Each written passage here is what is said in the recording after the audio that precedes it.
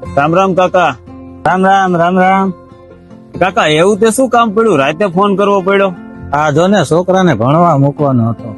તે ભણવા મૂકવાનો હતો એમાં એટલા બધા મૂંઝાવ હો કા? અત્યારના જમાનામાં આપણી સંસ્કૃતિ વાળું વાતાવરણ ક્યાં.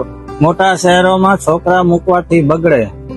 આ જંતીનો છોકરો છે ને અમદાવાદ ભણવા મૂક્યો ને દારૂના રવાડે ચડી. પણ આમાં શું મોટી વાત છે?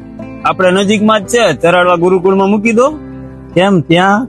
કેમ કે ત્યાં હું ભણેલો છું અને એટલું જ નહીં, મારા ઘણા દોસ્તારો પણ અહીંયા જ ભણેલા છે. હાલ તો છોકરાને ભણવા અહીંયા જ મૂકી દે.